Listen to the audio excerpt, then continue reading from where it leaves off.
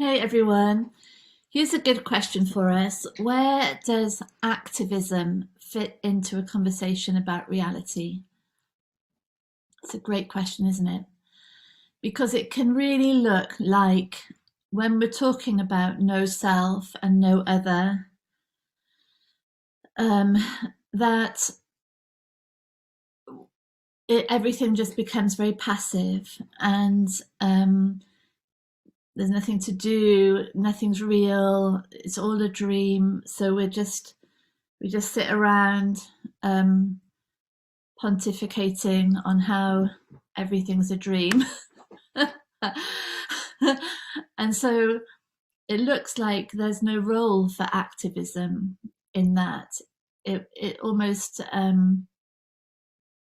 negates it, like it sort of makes it out that there's something wrong in it even. But actually, it seems to me it's the total opposite because, but there's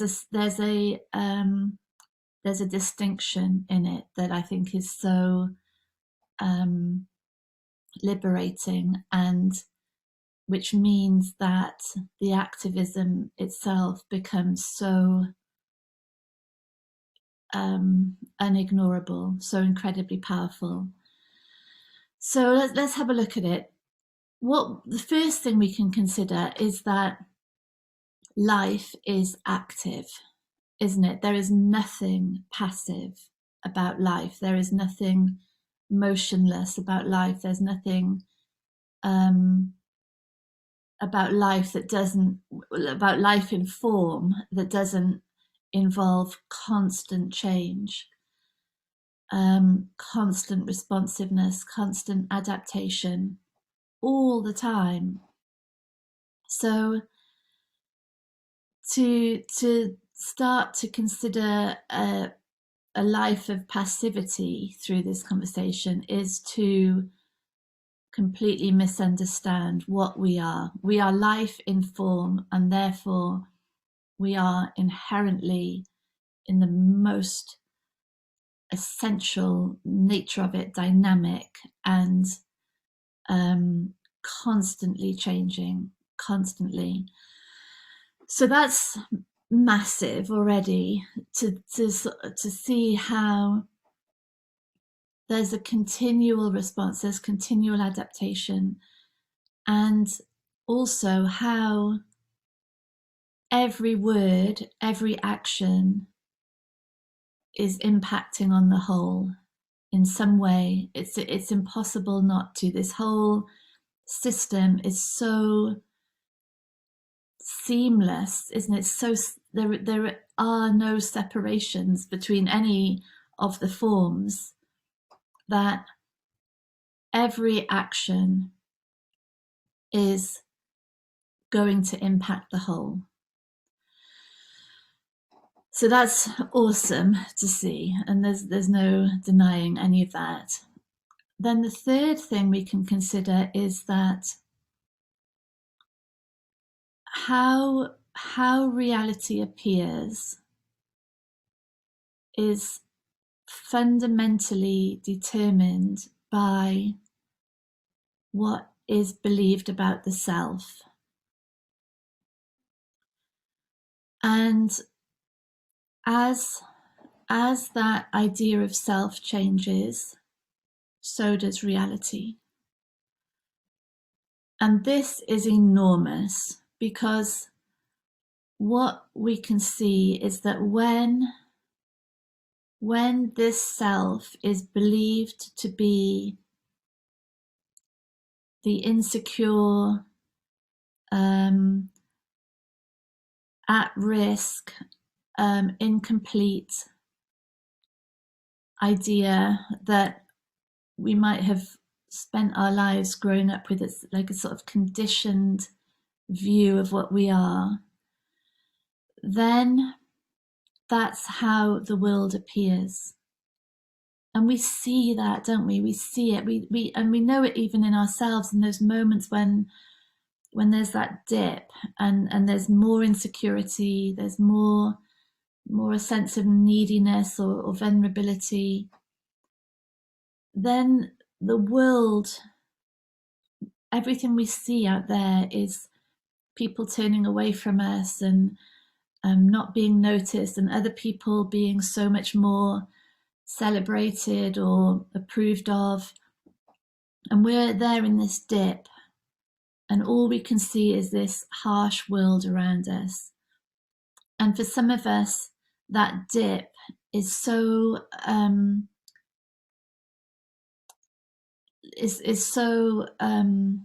believable as us. It's such an unquestioned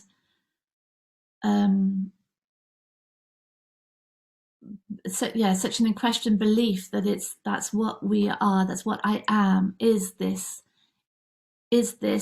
unworthy, lacking, victimized person. And then life just becomes that, the play out of that in a world that is victimizing, that is neglectful, that is indifferent, that is turning away, that is, is everything that we would want but we can never have, So the self idea and the reality in which it exists are like this. There's no separating them. And so what we can see from that is that trying to change the reality, while there's just this unquestioned belief that how it all appears is how it is, we're fighting a mirror. All the effort of our life, all that endeavor goes into fighting a mirror image of the belief in the self. It can't be any other way. And we withdraw from that mirror, we go into battle against it, and the whole existence is this unquestioned me like this, them like that, and all of this has to change, and then I'll be okay. But of course, I can never be okay because this fundamental belief in what I am isn't changing. And the more the fight is going on, the more fixed this idea of me seems to be. So there's that. And that's the insanity of our times, isn't it? That's the insanity of all of us, the universal confusion. We've all got that to some extent. And it can be held in place by the effort to change. Yeah. So fundamental for us to see that. But what that then leads to is a complete denial of others' behavior, of inequalities in the system, of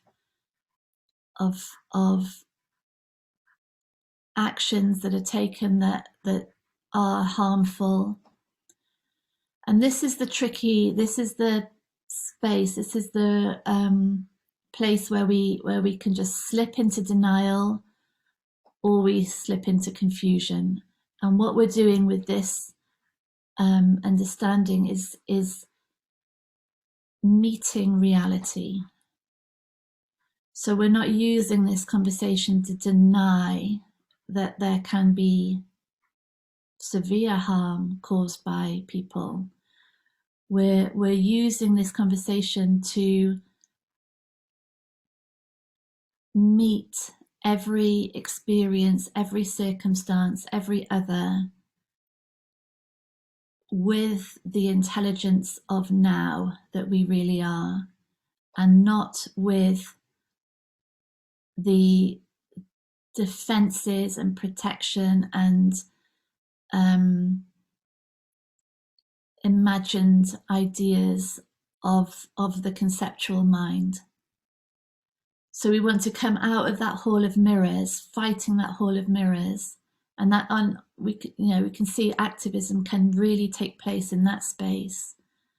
From myself as a victim, continually fighting everyone because the world is against me, and all that is a hall of mirrors.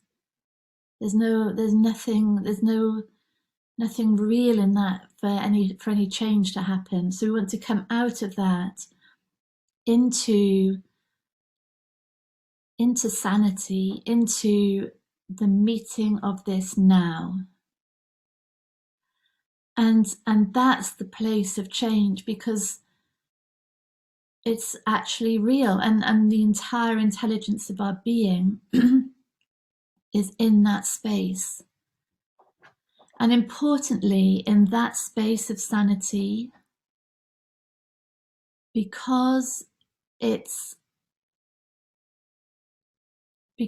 coming from an understanding of wholeness, an understanding that the way the whole universe appears is personal, really, is happening here, and that all of it really is us already. From that place of understanding, behaviors and words are an expression of freedom. They're an expression of they're an expression of completeness. They're an expression of love, really, because that understanding is love. I am everything. That's to bring me to that space of unconditional love that I am. So from that, all the behaviors and actions are coming from that space, and they're talking to that space in others. And what they're not doing is coming from lack and confusion and hatred and separation, which are all the things that we're trying to get the other to stop doing, always. And in confusion, we are doing the very things that we want the other to stop doing, always, always, always, always. And it can't happen. We're just pushing out into the world everything that we want to see the end of. And no wonder we go around in circles. No wonder we're so exhausted. But from this place of sanity, there's no behavior of separation. There's no words that are pushing away. It's all it's all, what we're doing is the most authentic showing of the change that we want to see. It's happening here first. And that's what activism has to be. Otherwise it's just insane actions, insane confusion, creating hatred, creating separation, creating all the things that we don't want to have happen. And this is the healing space. This is where the past is healed. This is where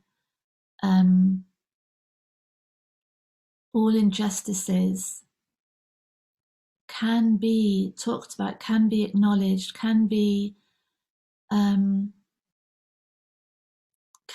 brought to light, because they're being seen clearly. They're being seen clearly as that all behavior is only what's learned, always. It's only coming from beliefs that have never been questioned.